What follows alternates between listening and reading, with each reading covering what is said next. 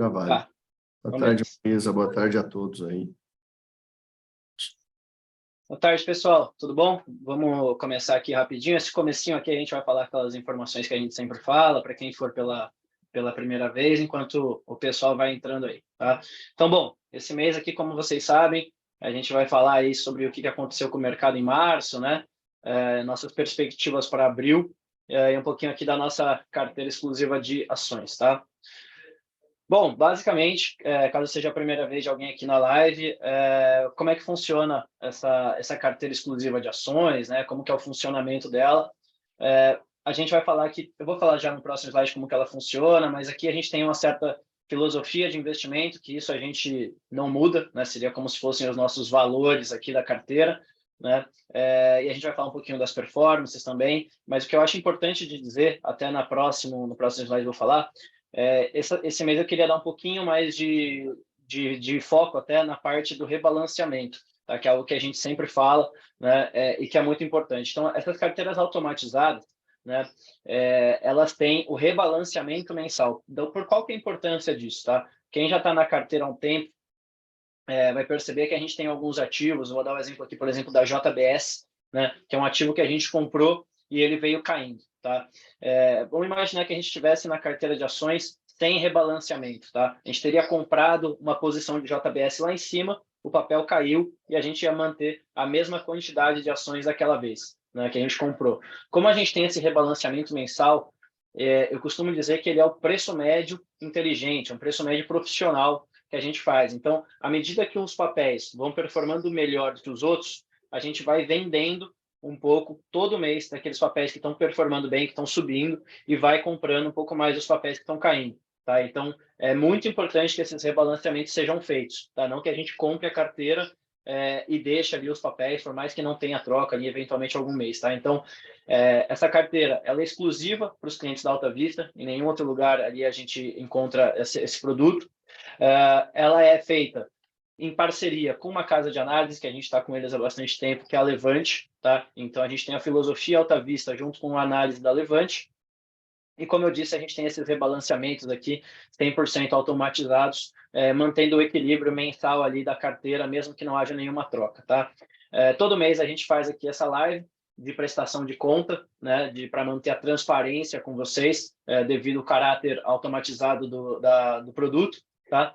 E a gente tem a alocação mínima aqui de R$ 10.000, a gente conseguiu abaixar bastante isso, então hoje em dia é bastante democrático, né? O investidor ali com pouco dinheiro, ele consegue ter a mesma carteira de ações que um cliente grande aqui da Alta Vista, tá? Então, vamos lá um pouquinho para a filosofia da carteira, né?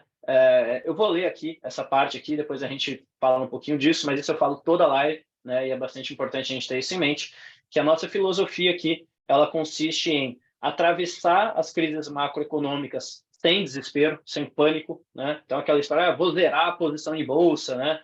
Isso aqui não presta mais, aí depois, não, agora eu vou tudo na bolsa, né?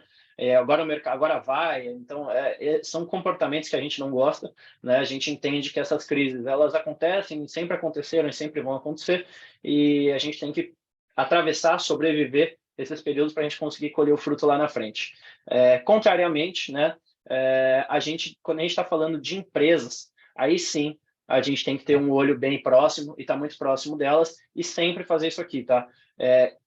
Revisitar e comparar todas as teses atuais da carteira com o mercado, né? Não vou dar muito spoiler aqui, mas mais para frente eu vou explicar um pouco das trocas que a gente fez esse mês e conversa muito com isso aqui, tá? É uma questão relativa, tá? A gente está olhando para um posicionamento comparado com outro, tá? Então, essa é uma parte bem importante da filosofia. Como eu disse, opinião a gente pode mudar a qualquer momento, mas valores e filosofia é um pouco mais difícil, tá? Então, para quem está na carteira, é importante estar alinhado com essa parte. Bom, aqui falando já um pouquinho de mercado, né, sem muita delonga, esse mês foi um mês bem intenso para os mercados, mais um, né? E falando um pouquinho sempre lá de fora e tentando trazer aqui para dentro do Brasil, não tem como falar do mês de março sem falar ali da crise bancária, né? A gente começou com pelo menos 4 bancos ali tendo problemas. A gente teve o Silicon Valley Bank, né, que foi o primeiro ali a chamar bastante atenção, quebrando. No fim de semana o Fed já salvou todos os depósitos, né, e começou questão do, pô, isso aí vai ser um 2008.2 agora, o que vai acontecer? Depois a gente teve na Europa ali o Credit Suisse, né, que teve que ser vendido às pressas para o UBS, né? E, enfim, uma das grandes diferenças dessa crise bancária dessa vez para a crise de 2008, e os mercados se recuperaram bem, hoje em dia, nesse momento, ninguém mais está comparando muito com 2008, mas naquele momento isso foi falado, né? Mas a diferença foi a rapidez com que os bancos centrais atuaram. Né? Em 2008, eles deixaram o banco de 100 anos quebrar, né? Enfim, Lehman Brothers, aquilo contaminou o sistema e o mercado mundial. E esse mês eles trabalharam muito de fim de semana. Né? A gente teve o caso aí, 2 bancos tendo problema ali na sexta para o sábado, no domingo o problema estava resolvido já, né? Com todos os depósitos honrados, enfim. E isso foi feito de forma muito rápida, o que evitou que isso fosse, que contaminasse todo o sistema ali, não só financeiro, mas todos os mercados, tá? Então, o que a gente pode tirar disso? Nessa parte que eu coloquei aqui de juros para baixo. Todas as vezes, né, que o Fed começou a subir juros no mundo, né, a gente teve algum tipo de quebra, né, algum tipo de setor, né, ou empresa que estava um pouco mais vulnerável e acabou sofrendo com esse aumento de juros. Né? Então, nesse momento, com essas quebras dos bancos, o que aconteceu lá fora foi muito intenso com relação à curva de juros. Né? Então, os juros lá fora caíram bastante, e os ativos de risco se valorizaram bem. Né? Então, a gente teve Nasdaq subindo, aí eu vou mostrar no próximo slide, chegou a subir 7%, 9% ali no final do mês, por conta dos juros estarem caindo. Tá? Então, isso era algo que não estava na conta antes, né? Até a gente aqui nos comitês com a Levante, a gente acreditava que a taxa terminal de juros lá nos Estados Unidos ia ficar na caixa de 5,25, 5,5, e agora a gente já revisitou isso para baixo, né? Assim como todo o mercado, começa a enxergar corte ali de juros já esse ano, não só para o Brasil, mas lá fora também. Mas na margem, o que aconteceu esse mês que tem que estar bastante claro e que justifica muita coisa são esses juros para baixo na margem aí, comparado com o mês passado, justamente porque o Fed se encontra numa situação que, com o banco quebrando, não é trivial você continuar subindo juros e ver até onde que isso vai. Né? Então, a gente até teve mais um aumento de juros ali de 0,25, né? Porém, o mercado já esperava 0,50, né? E quando a gente está falando de juros aqui, a gente não está falando de juros, o juro atual, né? A gente está falando, por exemplo, de Selic, a gente está falando de juros futuro, principalmente os juros de longo prazo, e esse foi um mês que as taxas fecharam bastante, isso foi muito positivo, né, para alguns ativos de risco. Já no Brasil, né, a gente, para variar um pouco, a gente teve nossas próprias peculiaridades aqui no mês que fizeram com que a gente ficasse para trás, né? Então, a gente viu esse mês aí toda a novela em torno do arcabouço fiscal, né, que basicamente são as regras que visam ali estabilizar a trajetória da relação dívida-PIB, né, que envolve não só o controle de gasto, mas também as novas receitas, né, e os tributos, enfim, né?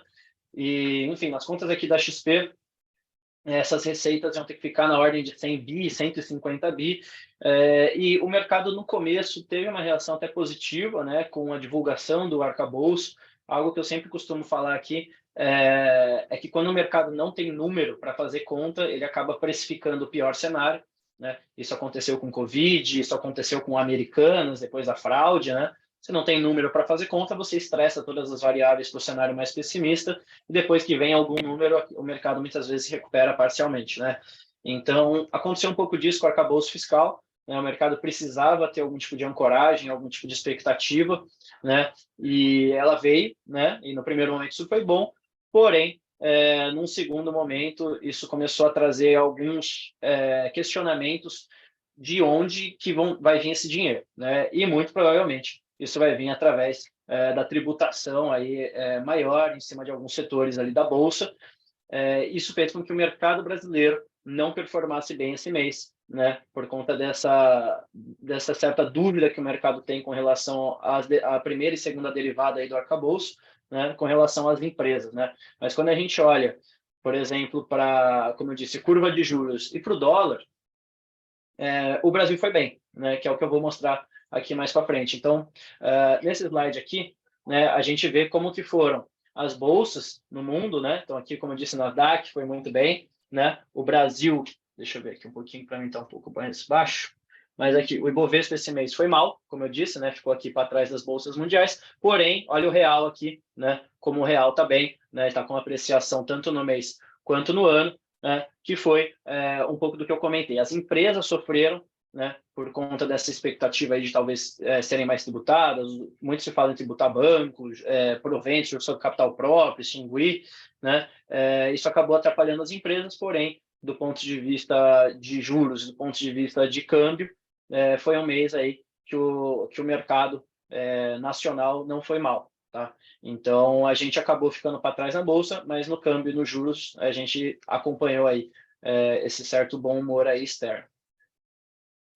Falando um pouquinho aqui de fluxo, né? Bom, ano passado a gente teve aquele fluxo que a gente já falou muito aqui, que foi de 120 bilhões aí que entraram na nossa bolsa. Esse ano a gente segue com fluxo positivo, né? De quase 10 bi aqui dos estrangeiros comprando o mercado brasileiro. Porém, né? Quando a gente olha aqui nos últimos meses, isso aqui foi muito decorrente dessas questões políticas aqui, né? Dessas questões fiscais e muito relacionado ao arcabouço, toda aquela questão de Banco Central brigando com o Ministério da Economia, né? Isso acabou assustando um pouco o investidor estrangeiro e fato é que a gente, infelizmente, perdeu uma alta aí dos emergentes, a gente vê outras bolsas, a Bolsa do México performando bem, enfim, outros mercados que foram bem, a gente acabou ficando mais para trás ainda aqui no Brasil por conta dessas questões domésticas, né? Mas tem uma notícia boa, né? Para a gente ficar um pouco mais otimista, pelo menos na margem, né? Que é a respeito aqui desses dois gráficos que eu queria mostrar para vocês. Esse primeiro gráfico, né, ele mostra a projeção de lucros da Bolsa subindo aqui na margem comparado ali com o mês passado. Tá? Então, a gente viu aqui que parou de cair, né? A gente viu muito do mercado brasileiro, né, principalmente no último mês, revisando o resultado das empresas para baixo. Né? Isso fez com que o mercado tivesse ainda mais pressão, né? E a gente viu também, isso aqui eu comentei aqui em várias lives também, as taxas de juros reais bem altas, né? Então, esse gráfico aqui, o que todo mundo olha, né? O que a gente acaba calculando aqui, o prêmio de risco com base nesse gráfico. E a boa notícia, né, é que comparado com o mês passado, o mercado enxerga uma recuperação dos lucros das empresas, né, e uma estabilização aqui dos juros de longo prazo, que é os juros que a gente usa para fazer conta. Tá? Então, nesse cenário de uma possibilidade de lucros maiores, né? E quando a gente fala maiores, tá? Essa diferença da projeção de lucro desse fundo para o que está agora é mais de 30% de valorização. Tá? Então, esse é o consenso do mercado para o resultado das empresas. Parece que deu uma certa acalmada no que a gente vinha vendo, e como os juros pararam de subir, isso deixa a gente aqui um pouco mais otimista com relação ao upside que a Bolsa pode ter. Tá? Eu vou entrar aqui muito rápido no slide que eu não vou explicar, não quero que ninguém se assuste com isso, eu vou explicar isso aqui do jeito mais simples do mundo, que o que eu quero que vocês entendam é um pouco disso, como que o analista faz conta. Tá? Porque às vezes a gente fica muito nesse, a Bolsa está caindo, está subindo, né? Vai continuar ou não, para onde a gente acha que vai, né?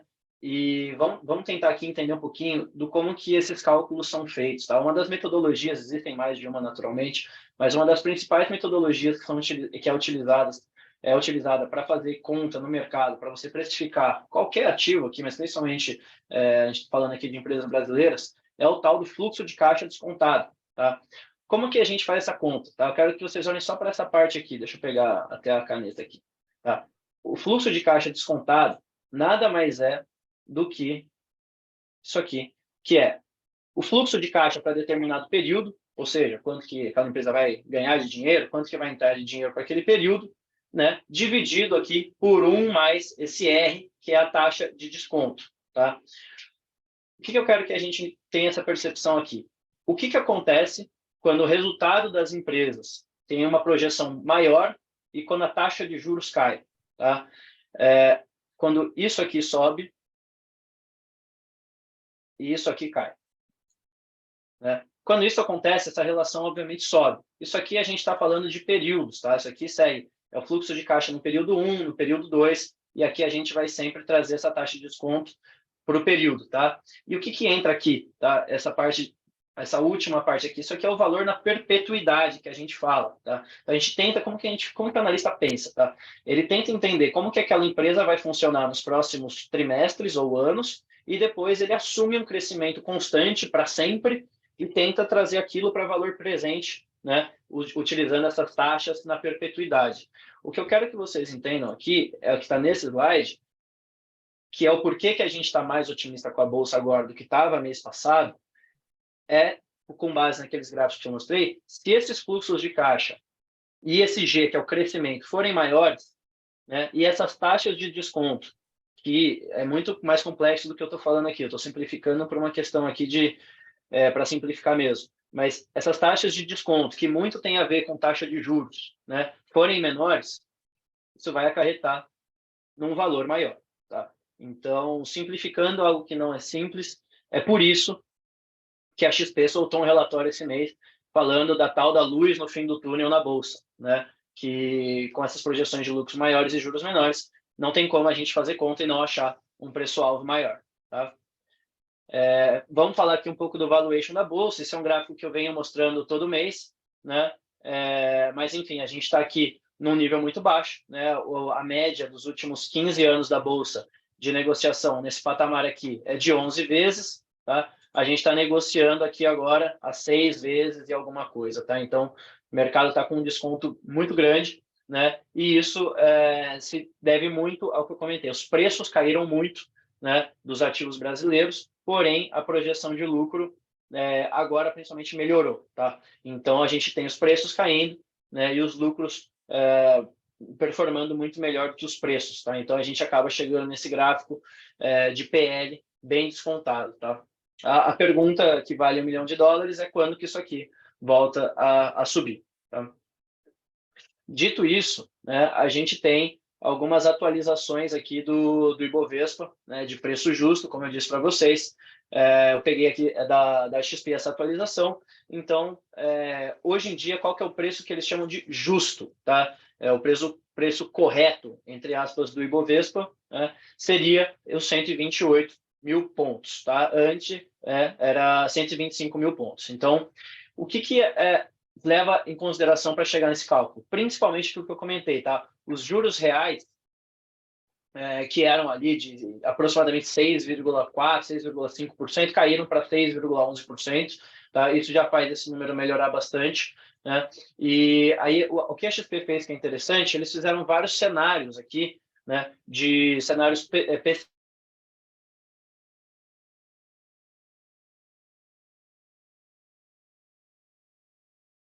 o Ibovespa já precifica um cenário bem mais próximo do pessimista do que do otimista. Tá? Então, eu vou mostrar aqui um pouquinho de cada cenário. Vamos ver aqui. Ó. Bom, cenário otimista da Bolsa, tá? Daria o Ibovespa 150 mil pontos. O que esse cenário pressupõe? Tá? Ele pressupõe esses juros reais, que hoje estão ali em 6,11 aproximadamente, isso caindo para 4,5, tá? Então, a curva negociando ali IPCA mais 4,5, e os múltiplos da Bolsa, que hoje estão ali em torno de 6,5 vezes, chegarem ali um pouco mais perto da média histórica, que seria 10 vezes lucro. Tá? Tendo nisso também uma melhora na expectativa de lucro de 10%, todas essas variáveis melhorando um pouco, a gente chegaria aqui... pessoal, dá para montar o pessoal, por favor, Gi? A gente chegaria aqui em 150 mil pontos. Tá? Então, só retomando, juros reais caindo para 4,5%, os lucros das empresas melhorando 10%, a gente chegaria aqui em PL voltando para 10 vezes, a gente voltaria aqui para 150 mil pontos. Hoje, obrigado. Tá? Esse cenário não é o mais provável, tá? Obviamente é um cenário otimista, mas só para a gente ter aqui os números para fazer conta, um cenário otimista seria a Bolsa esse ano 150 mil pontos.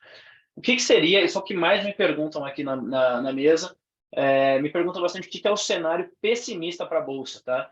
E acho que aqui está uma boa notícia, né? A gente praticamente tocou nesse ponto ali na semana passada ou retrasada, que a Bolsa baixou ali dos 100 mil pontos, a gente está bem perto dele agora, inclusive também o cenário pessimista, né, da gente vendo as taxas de juros subindo ainda mais, né, os juros reais indo para 7%, e os múltiplos ainda mais descontados, né? E os lucros caindo 10% também das empresas, a gente chegaria num preço justo de 97 mil pontos. Então, acho que a ideia de mostrar tudo aqui, sem atribuir probabilidade aos cenários, né, é a gente entender a questão de assimetria, né? A Bolsa negociando perto dos 100 mil pontos, né, quando a gente faz conta, a gente vê que mesmo que o cenário piore em todas as variáveis, né, o preço justo da Bolsa seria 97 mil pontos. Tá? Quando a gente chega num cenário muito pessimista, e aqui a gente leva em consideração que o lucro das empresas vai cair não só 10%, mas vai cair 20%, né? E que as taxas de juros vão subir ainda mais, a gente estressa um pouco mais ainda as variáveis do cenário pessimista, a gente chega... Aqui a gente não pode utilizar o termo pior cenário possível, ou piso, ou nada disso, né? Mas o pior cenário ali que a gente consegue visualizar para a Bolsa seria os 88 mil pontos. Então, seria como se a gente comparasse os 88 mil pontos com os 150 mil pontos, que é o cenário otimista que a gente enxerga. Então, a gente está mais ou menos ali nos 100 mil pontos, está no meio do caminho entre esses dois mundos. Eles seriam o inferno e o céu, né? Tudo estressado para o positivo seria 150 mil pontos, tudo estressado para o negativo seria 88 mil pontos. Então, obviamente, quanto mais perto desses 88 mil pontos, maior a margem de segurança que a gente tem, tá? Maior a tranquilidade que a gente tem de comprar bolsa nesse momento. Falando um pouquinho do gráfico de PL que eu já mostrei aqui, né? Ele está bem abaixo aqui da média histórica, né? Que eu, como mencionei, a média dos últimos 15 anos é 11 vezes, tá? Hoje a gente está negociando a 6,9 vezes.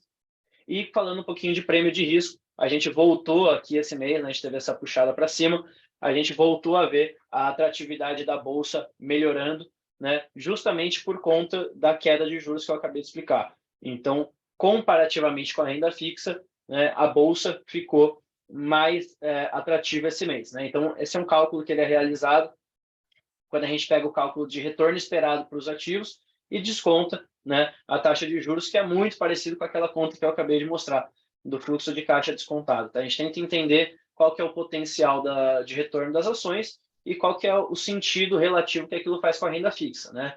Porque se você tiver, por exemplo, a renda fixa pagando 14% ao ano e você tiver uma expectativa de ganho de 14% no ano comprando uma ação, não tem muito sentido você estar naquela ação. Né? Então, isso mostra, né, o fato desse indicador estar apontando para cima, mostra que o potencial da Bolsa, mesmo perante a renda fixa, vem se mostrando acima da média. Né? Esse prêmio de risco que você tem por comprar ações hoje em dia. Tá?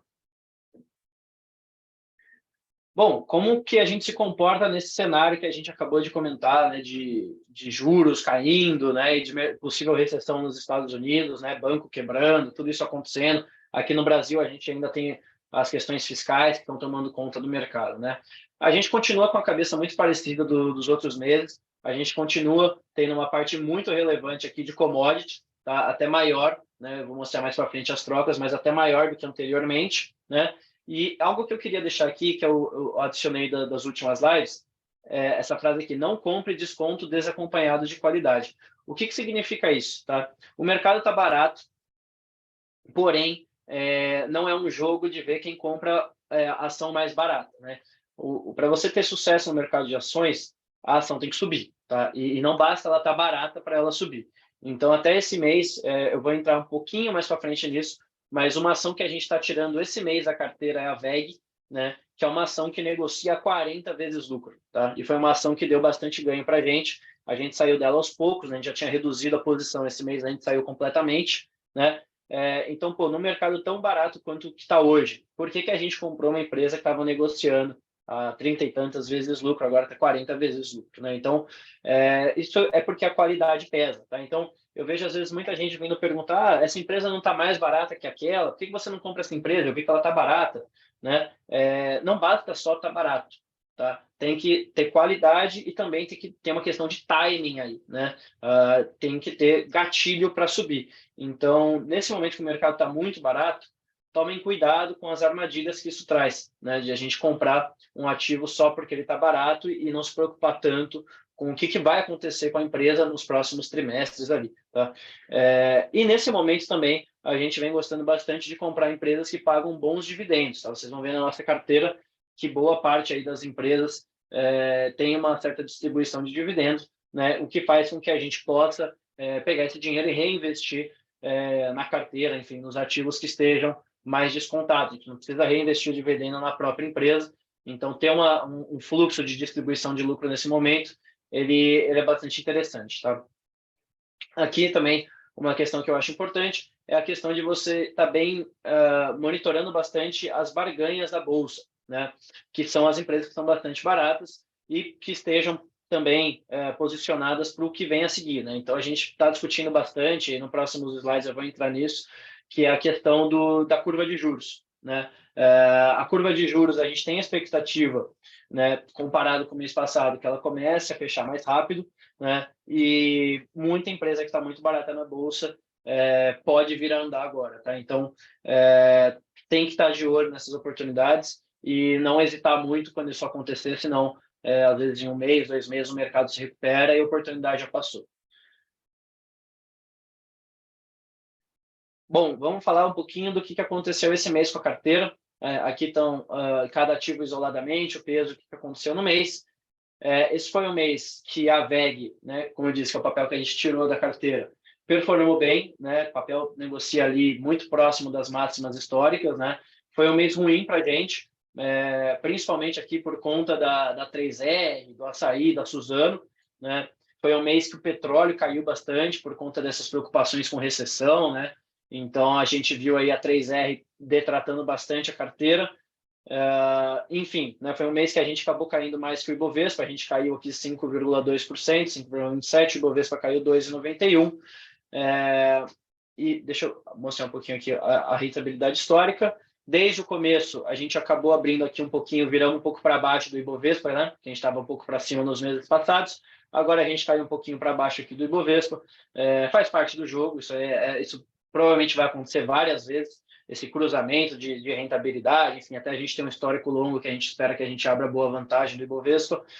Isso vai acontecer, né? A gente ficou na frente do Ibovespa há muitos meses aqui, né? Depois a gente empatou, agora a gente está um pouquinho para baixo, 2, 3% para baixo.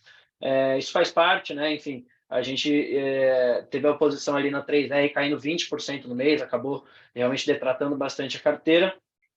E daí que vem a importância do que eu comentei dos rebalanceamentos, né? O que acontece esse mês com quem está na carteira? Né? Pô, 3R caiu 20%, a VEG subiu, né? Que a VEG trocou, mas enfim, outros ativos que não caíram 20%. O que acontece com a carteira? Ela é rebalanceada, então a gente vende um pouquinho mais daquele papel que subiu para caramba para comprar um pouco mais de 3R, para comprar um pouco mais de JBS, enfim, para comprar os papéis que caíram, tá? Então, mostrando só aqui a rentabilidade, a gente está um pouquinho para trás do Ibovespa, a gente espera recuperar isso logo. Acho que aqui é a parte mais importante da live, acho que é a parte que todo mundo mais quer ver também, que é um pouco do que a gente fez aqui na composição da carteira e o porquê de cada uma delas. Tá? Um ativo que a gente gosta bastante, que a gente já teve várias vezes na carteira, é Gerdau. Né? A gente saiu da Gerdau ali nos últimos meses do ano passado, né? Por conta de toda aquela euforia que a gente teve ali com a reabertura chinesa, né? Então a gente viu a Vale, Gerdau, enfim, subindo bastante quando a gente teve a reeleição do Xi Jinping e aquela expectativa de crescimento da China, voltando ali do Covid, né? Então esses papéis subiram muito, né? E o que a gente fez? A gente saiu da Gerdau naquele momento, preferimos ficar de fora e a gente estava efetivamente torcendo para o papel cair para a gente conseguir voltar para ele. Esse mês, né, como eu disse para vocês, a VEG foi um papel que a gente já vinha reduzindo a posição. Né? Esse mês ela continuou subindo e a gente viu uma ótima oportunidade de trocar, né, a posição, né, de VEG por Gerdau, e a gente também utilizou um pouquinho da venda dos outros ativos para fazer isso. Tá? Então, só retomando aqui, né, a gente zerou a VEG, aumentou a Gerdau, né, e a gente também fez um movimento aqui de trocar, cadê aqui? A posição de Itaúsa, né? A gente saiu aqui da posição de Itaúsa, que era a maior posição da carteira, né? E a gente trocou, né, basicamente por Banco do Brasil né, e passamos um pouquinho aqui para as outras posições também. Deixa eu só explicar um pouquinho dessa troca, né, que eu acho que é uma troca que não foi exatamente uma troca simples de se fazer, né, do porquê que saíram de Itaúsa nesse preço, né? Quando a gente olha para os bancos, né, a gente tem um cenário hoje em dia um pouco complexo, né? A gente olha para a inadimplência dos bancos com muito cuidado, né? Então a gente teve não só o caso Americanas, né, mas enfim, o mercado de crédito provavelmente vai ter uma inadimplência persistente aí ao longo dos próximos resultados, e o Banco do Brasil é um banco que, além de hoje em dia estar mais barato do que o Itaú, está mais barato do que o Bradesco, né, vem dando resultado até melhor do que esses bancos, resultado nominal mesmo, né? É um banco que tem uma carteira de crédito muito conservadora, né? É um banco que empresta dinheiro ali majoritariamente para agronegócio, para negócios ali que tem uma previsibilidade maior e uma possibilidade de inadimplência muito menor, né? Então, esse é um ponto que a gente gosta bastante do Banco do Brasil, além do dividend yield, tá? O Banco do Brasil, no preço atual, deve pagar em torno de 10% de dividendo no ano. Então, tem essa questão da carteira de crédito ser mais conservadora, é um banco que vai pagar mais dividendo, está tendo ótimos resultados, né? E está mais barato do que o Itaú e o próprio Bradesco. Tá? Então, esse mês a gente acredita que faz sentido a gente abrir a posição em Banco do Brasil, porque esse desconto todo que o Banco do Brasil tem, obviamente, é decorrente de ser uma empresa estatal, porém, aqui nos comitês a gente discutiu bastante isso, assim como Eletrobras, né, são empresas que a gente não acredita que vão ter algum tipo de interferência política muito relevante. Tá? Então, ruídos sempre podem existir, porém, nos múltiplos atuais ali de Banco do Brasil, a gente acha que faz bastante sentido a gente tentar capturar essa recuperação do banco sem se expor tanto a essa inadimplência que vai vir muito alta, tá? Então, essa foi uma troca importante também, tá? Grosso modo, a gente trocou VEG por Gerdau, a posição de Itaúsa a gente trouxe para Banco do Brasil, né? E agora a gente entra aqui na parte do Small 11, né? Small 11 era uma posição que a gente tinha 10% da carteira, né? Hoje a gente tem 7,5%, né? Então a gente reduziu um pouquinho. Por quê? Porque a gente resolveu aumentar a posição aqui em açaí, tá? Bom, açaí é uma posição que a gente já namora há bastante tempo. A gente entrou recentemente na empresa, né? E a gente decidiu aumentar esse mês, né, justamente por conta do aspecto ali da curva de juros que eu mencionei. Então, é uma empresa que, apesar de ser um varejo alimentício, né, que é mais conservador, ainda assim é um varejo. Então, é uma empresa que deve andar com esse fechamento da curva de juros, né, e é uma empresa que é das poucas empresas na Bolsa, né, que consegue unir crescimento com rentabilidade. Né? Então, é uma empresa que eles fizeram a aquisição ali dos hipermercados do Extra, abriram 60 lojas ano passado, as lojas já estão ali com a receita 2 vezes maior do que era anteriormente, então está caminhando tudo bem nesse aspecto, porém a gente teve uma notícia que não tem nada a ver com a parte operacional da empresa, né? Mas ontem, né, a gente teve uma notícia ali que o CEO da empresa falou que eles estavam pensando em desinvestir de alguns ativos por conta da taxa de juros alta, e o mercado penalizou bastante a ação, inclusive hoje ela caiu bastante, né? A gente conversou, né, com a analista de varejo que cobre a saída Levante, e inclusive, ela disse que achou positivo o comunicado, né, que mostra a transparência, e o que o CEO da empresa disse não é que eles vão desinvestir, que eles vão vender ativos, nem nada disso, né? O que eles disseram é que, naturalmente, uma empresa de varejo, no momento que os juros estão tão altos, né, ela considera opções ali de desalavancagem, porque o açaí é uma empresa que, como ela comprou esses 60 hipermercados do Eto ano passado, em torno ali de 6 bilhões, um pouquinho menos, 5 e alguma coisa bilhões que ela gastou ali, é uma empresa que tem um certo nível de alavancagem numa época que a taxa de juros está alta. Tá? Então, do ponto de vista de transparência, isso foi muito positivo, né? O mercado acabou panicando um pouco, tá? Mas a analista, inclusive, disse que enxergou como positivo. Isso é muito importante da gente ter a casa de análise por trás, tá, gente? Porque às vezes a gente vê uma notícia do papel e no dia seguinte a gente olha o papel está caindo 4% ou subindo 8% e a gente acaba tirando conclusão olhando para a cotação. Tá? Então, tem que tomar um pouco de cuidado com isso, né? E eu achei bem interessante ela mencionar que ela achou isso até positivo e não negativo né, o contrário do que a cotação mostrou para a gente. Então, é uma posição que a gente tem bastante tranquilidade. Infelizmente, teve essa notícia que fez o papel cair mais do que o mercado hoje, tá? Mas é uma empresa que a gente tem bastante tranquilidade, não só a gente, mas a XP também gosta bastante de açaí. A XP soltou vários relatórios recentemente colocando açaí como uma preferência do setor e uma empresa que, para varejo, negocia a múltiplos baixos, tá? Então, é um pezinho no varejo que a gente tem, porém muito mais conservador, né, do que a gente tem as outras empresas de varejo por se tratar de alimentos, tá?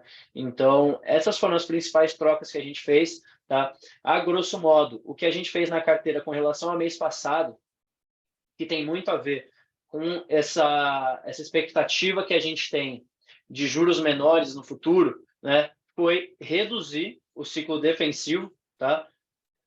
Aqui para 20%, e aumentar o ciclo mundo e um pouquinho o ciclo doméstico. A gente está tirando dinheiro, né, porque aqui a gente zerou Itaúsa, né, que era uma posição defensiva que a gente tinha, né? Então a gente está tirando aqui 12,5%, isso aqui antes era 32,5%, caiu para 20%, tá? Para jogar 10% para cá e 2,5% para cá. Então, a gente está efetivamente tirando um pouco de defesa da carteira para tentar ter um ganho aí na parte exposta a commodities e a ciclo doméstico aí, né, com o Banco do Brasil, Small 11 e açaí, tá bom? Então a gente reduziu uma posição que a gente estava com bom lucro, uma posição de um papel bastante esticado, e a gente reequilibrou um pouquinho os ativos, porque esse mês vocês vão ver que a gente tem bem mais troca do que o comum, né? Porque realmente esse mês foi um mês muito atípico do ponto de vista de cenário, tá? Então, se a gente pegar o cenário no final do mês passado, retrasado, né, para o final desse último mês,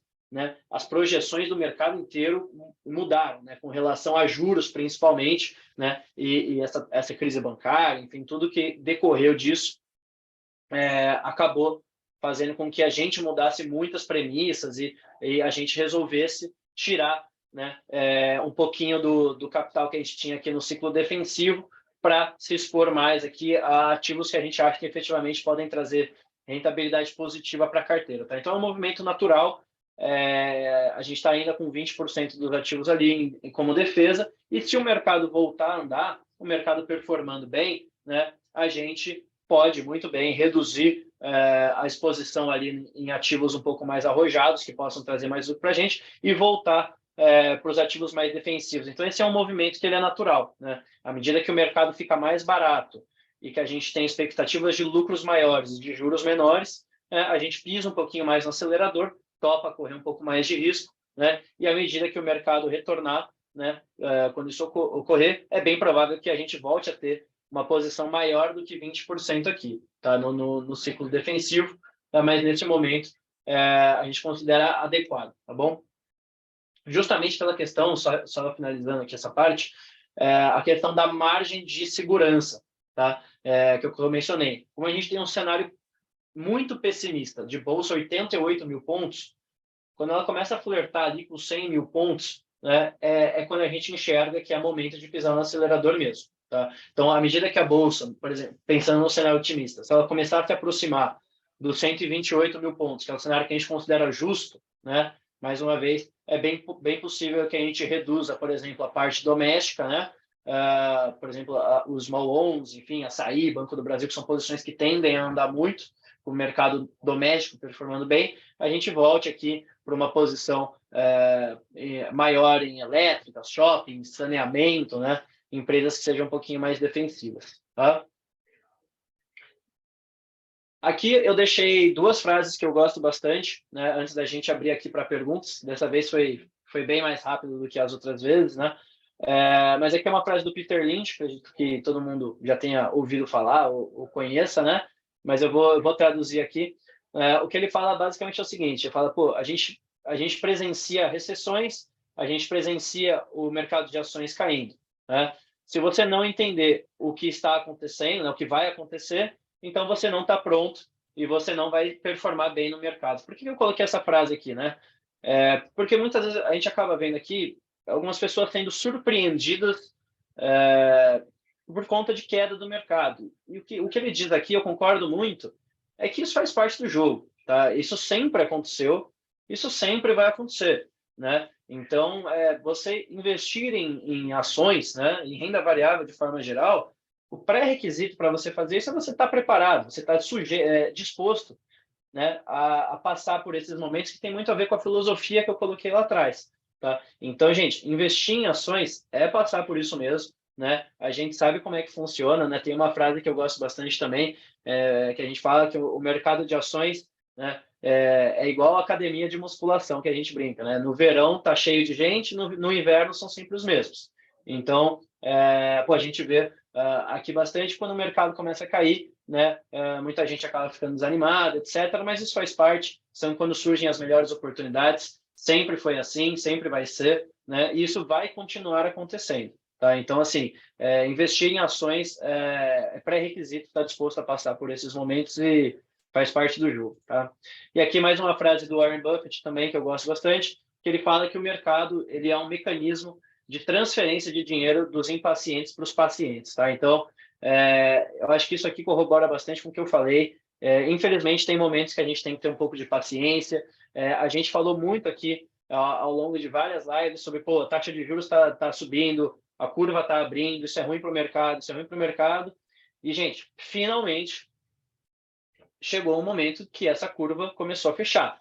Tá? Em termos de ciclo, quando a gente fala, os americanos gostam de falar, né, the big picture, né, de você tirar o zoom um pouco ali do dia a dia, do estoque de petróleo, do payroll, né, do IPCA 15, você tirar um pouco o foco disso e começar a olhar a figura, né, o ciclo, onde que a gente está no momento de mercado, a gente pode estar na iminência do final aí desse ciclo de juros, tá? Isso pode ser muito positivo para muitos ativos que a gente tem na carteira e outros ativos que tem na bolsa também. Então, não joguem a toalha, né? Tenham paciência, que depois que passa, fica fácil falar, né? Então, acho que é um pouco dessa imagem, desse contexto que eu quis passar aqui hoje. Hoje foi bem mais rápido, né? Acho que a gente vai ter tempo tranquilo aí para as perguntas.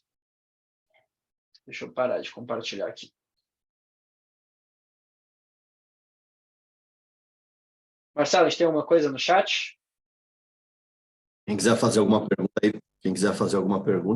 ainda não chegou nada aqui. Eu até queria comentar também, na linha de tudo aí que você falou, para os assessores que estão aqui, para os clientes que estão aqui, para quem acaba vendo a live depois aí gravada, é importante, assim, quando vocês olharem para a carteira de vocês, eu estava vendo aqui o resultado do investimento aí para quem começou há 1 ano e 1 mês que a gente acabou completando. Ela tá com 14,46 negativa a carteira. Então, se eventualmente vocês tiveram um cliente que definiu que a exposição dele às ações, à renda variável, seria em torno de 10%, então hoje, se você considerar que tem pagamento de dividendos que acabou entrando em dinheiro na conta, teve essa desvalorização, provavelmente na carteira, na montagem final da carteira total de investimentos dos clientes, eles têm que aumentar novamente essa parte das ações para os 10%. Da mesma forma que a gente sempre vai falar isso para vocês, que a gente vai voltar em algum momento para a hora da euforia do mercado de alta, e se a pessoa definiu 10% e está 12%, a gente vai falar, poxa, tem que vender 2%, né? Por mais otimistas que estamos, né? Então, o momento, eu vejo assim, eu, tanto quanto vocês, né, eu tenho dinheiro na carteira, eu tenho clientes na carteira, então, todos os dias eu tenho esses questionamentos e eu acho que quando o cliente entende que ele está dentro do percentual, o investidor entende que ele está dentro que ele planejou, é muito tranquilo olhar essa volatilidade, né? Como eu acabei de falar, em 1 ano, a gente pensar que essa carteira, se ela representar 10% do investimento total dele, ou que seja 20%, nós estamos falando em 20%, falando em um negativo na carteira total de 2,90, né? Então, não é algo tão estressante assim. O que não pode, muitas vezes acontece, e a gente montou a carteira exatamente pensando nisso, é aquele cliente que vai atrás do dinheiro fácil, daquela, poxa, aqui você tem a chance de multiplicar por 5 o seu investimento e acaba direcionando um percentual grande dos investimentos dele para um ativo de pouca qualidade. o Edu mostrou aí um slide que eu achei sensacional hoje quando eu vi, falando ali, se exponha em ativos de qualidade. Porque mesmo a gente sabe que se você tem lá um exemplo, aqui a gente nem tem na carteira, tem lá um Banco Itaú e o Banco Itaú desvalorizou, ninguém se desespera. É diferente de você pegar uma empresa pouco conhecida, que é mais uma aposta de mercado. Edu, chegou uma pergunta aqui do Jonathan. Se pensarmos em um cenário de melhorias adiante, por que reduzir Small 11? Boa pergunta, perfeito. O Small 11 conversa muito com o açaí, tá? Acho que é a questão relativa aí, da mesma questão que a gente fala, pô, por que trocar Itaúsa para o Banco do Brasil? É uma questão de preferência. O Small 11 é um índice que ele é muito mais diversificado do que, obviamente, você comprar uma única ação. A gente queria aumentar açaí. Essa que é a linha de raciocínio. Da onde que a gente consegue buscar recurso para aumentar açaí? Eu não posso vender Eletrobras para comprar açaí. Eu não posso vender Iguatemi para comprar açaí. Não posso vender JBS, entendeu? Eu estaria desequilibrando muito a carteira. O açaí é uma empresa que está negociando hoje abaixo dos R$ 14. Né? A XP, por exemplo, tem preço-alvo ali, é o preço justo, né? Do papel, acho que é 27 ou R$ 29. Tá? Quando a gente fala para Levante, eles também têm números parecidos. Tá? Então, o papel que a gente está falando aqui, que ele pode dobrar de preço. Tá? E é uma empresa que a gente gosta e que a margem de segurança está muito alta, tá? Principalmente depois dessa queda. Tá? Então, quando o papel que a gente gosta começa a ficar absurdamente barato, tá? A gente começa a preferir ter aquele papel na carteira do que comprar um índice muito diversificado. Tá? Então, é um pouco disso. O índice de small caps a gente ainda gosta, né? Com a taxa de juros caindo. Essas são duas posições que se conversam. Tá? As duas devem andar, porém, como eu disse, é uma questão de margem de segurança. Tá? O açaí, nesse preço, a gente prefere ter mais açaí do que small 11. E se o preço se invertesse, poderia ser o contrário também. Essas são duas posições que é provável, inclusive, tá? Que a gente faça alterações no peso das duas. Tá? Então, são posições que conversam. Então, muitas vezes, só para a gente entender como que a gente pensa a alocação da carteira. Antes da gente pensar na distribuição individual, a gente olha muito para aqueles ciclos que eu mencionei ali, né? Ciclo mundo, ciclo doméstico e ações defensivas. A gente decide por aí, né? Começa por aí. O que a gente quer fazer esse mês? Não, esse mês a gente quer reduzir a defesa para aumentar a exposição em commodities e ativos domésticos pelos motivos que eu mencionei ali. Então, nesse mês a gente pensa, aí sim a gente pensa, o que eu vou reduzir de defesa, né? Pô, vou reduzir então Itaúsa, vou trocar por Banco do Brasil, começa um raciocínio aí. Agora, quando eu quero aumentar o açaí, que querendo ou não é um dos atacantes da carteira, né? Até vou usar o exemplo do futebol. Você quer trocar um centroavante, você tem que tirar provavelmente um centroavante. Se você tirar um zagueiro, né, você vai acabar deixando o time muito mais ofensivo do que talvez você gostaria, né, do que estava antes.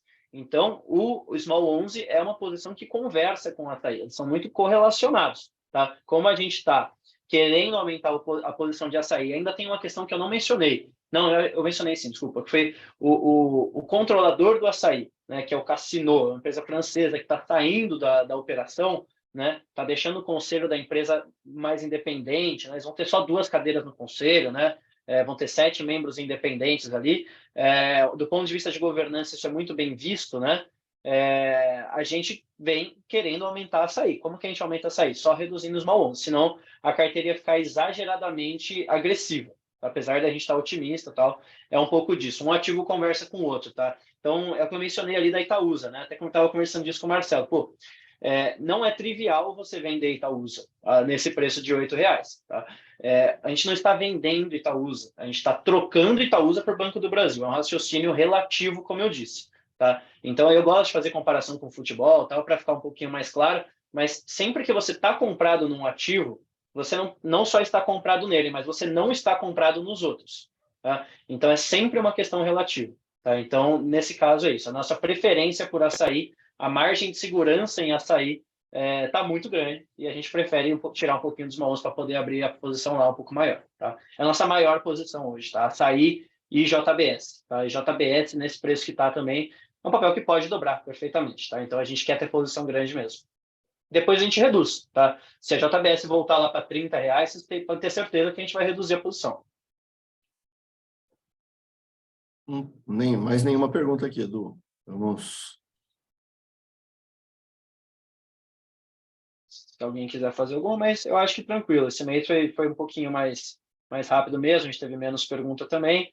Eu acho que é isso, pessoal. Qualquer dúvida, enfim, vocês têm o meu contato aqui, do Marcelo também.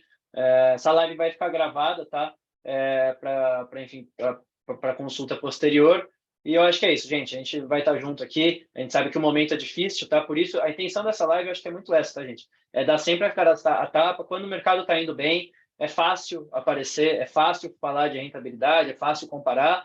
A gente está aqui justamente para isso. A gente não vai parar de fazer a live quando o mercado estiver ruim, né? Então, é estar próximo, é estar junto, é entender que isso faz parte do ciclo, né? E, enfim, plantar para colher lá na frente, tá bom? Então, acho que esse é o momento que quem estiver fazendo a lição de casa, né? Quem estiver saindo da zona de conforto, com certeza vai ser recompensado mais cedo ou mais tarde. Assim sempre foi, assim sempre vai ser. Marcelo, quer fazer um último recado, alguma coisa? Não, tudo perfeito aí. Obrigado a Então é todos. isso, gente. Obrigado, viu?